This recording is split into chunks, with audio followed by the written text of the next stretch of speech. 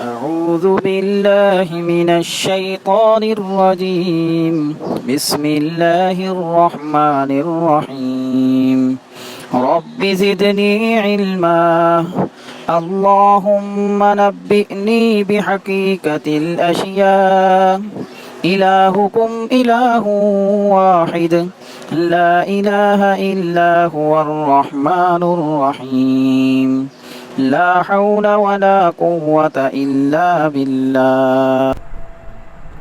السلام علیکم. Trace elements جو زندگی اور صحت کے لیے ضروری ہیں، کوبالٹ ان میں سے ایک معدنی عنصر ہے. 1948 میں جب سائنسدانوں نے جگر میں سرخ رنگ کا دانے دار مواد دریافت کیا تو اس کا نام وٹامن B12 رکھا، لیکن بعد کی تحقیق میں معلوم ہوا کہ B12 کے ساتھ کوبالٹ بھی ہے، تو اس کا نام بدل کر سیانو کوبالامین رکھا گیا.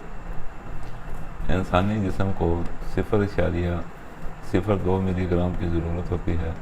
کوبالٹ کا کام جسم میں مختلف قسم کے انزائمز کو متحرک کرنا اور خون کے سرخ جسیموں کی تیاری اور ان کی صحت کو بحال رکھنے میں اہم کردار ادا کرتا ہے. بھیڑیں اگر چارہ کھائیں جس میں کوبالٹ شامل نہ ہو تو انہیں انیمیا ہو جاتا ہے، جسے بش سکنس کہا جاتا ہے، اور بعض مقامات پر مرض پائن اور ساحلی عارضہ بھی کہا جاتا ہے. ایسے جانوروں کا بدن تیزی سے گرنا شروع ہو جاتا ہے اور ان کی اون ناقص ہو جاتی ہے. مصنوعی طور پر تیار کردہ کوبالٹ کے مرکبات مہلک ہوتے ہیں. صرف قدرتی طور پر حاصل ہونے والا کوبالٹ ہی استعمال کیا جا سکتا ہے. ہضم نہ ہو سکنے والا کوبالٹ پیشاب یا پخانہ کے ساتھ جسم سے خارج ہو جاتا ہے. ہضم ہونے والا کوبالٹ خون کے پانی، خون کے سرخ جسیموں اور تھوڑی مقدار میں جگر، گردوں، ڈبلوا اور تحال میں جمع ہو جاتا ہے، لیکن اس کی زیادہ مقدار جگر میں جمع ہوتی ہے. ڈاکٹر صاحبان وٹامن B12 اور کوبالٹ کی کمی کو دور کرنے کے لیے کوبالٹ کلورائڈ اور فولک ایسڈ بھی ساتھ ملا کر لیتے ہیں، جس سے عارضی طور پر خون کے سرخ جسیموں کی تعداد بڑھ جاتی ہے. اس کو زیادہ استعمال کرنے سے خون میں سرخ جسیموں کی تعداد بڑھنے کے ساتھ ساتھ مریض کو گلٹ بھی ہو جاتا ہے. اس کی کمی سے مختلف قسم کے انیمیا کی تکلیف انسان کو گھیر لیتی ہیں اور اس قسم کا انیمیا مہلک بھی ہو سکتا ہے. یہ کہنا کہ کوبالٹ ہی خون پیدا کرتا ہے حقیقت سے بعید بات ہے. البتہ کوبالٹ فولاد کی مدد ضرور کرتا ہے. انیمیا کے مریض کو کوبالٹ اس لیے دیا جاتا ہے کہ یہ فولاد کو خون کے سرخ جسیمیں بنانے کے کام پر لگا دے. خون میں زہر پھیلنے کی صورت میں کوبالٹ دینے سے خون کے سرخ خلیوں کی تعداد میں اضافہ ہو جانے سے فولاد کا انتظام بڑھ جاتا ہے اور ہیموگلوبن معیاری مقدار حاصل کر لیتی ہے.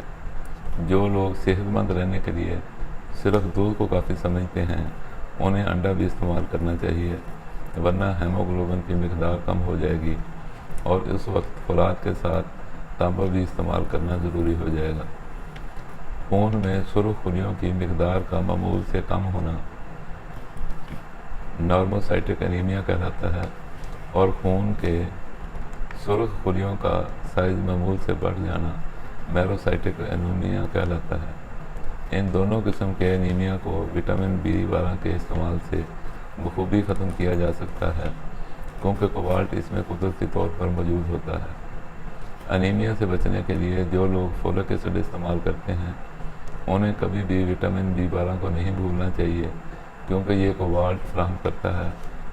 بالخصوص حاملہ خواتین کو وٹامن B12 ضرور استعمال کرنا چاہیے. جب فولاد انیمیا کو ختم کرنے میں ناکام نظر آئے تو اس موقع پر تانبے کا اضافہ کیا جاتا ہے اور پھر اس کے علاوہ وٹامن B12 دینا بھی ضروری ہوتا ہے، کیونکہ کوبالٹ قدرتی طور پر موجود ہوتا ہے.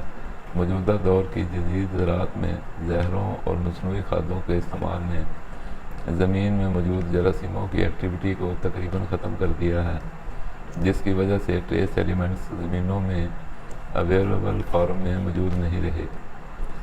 مصنوعی طور پر اس کمی کو جتنا چاہے زور لگا لیں پورا نہیں کیا جا سکتا، اور اس بگاڑ کی سزا قدرت کی طرف سے مکمل نیوٹرینٹس والے اناج اور پھل کھا کر روزانہ نئی سے نئی بیماریوں کی شکل میں بھگت رہے ہیں۔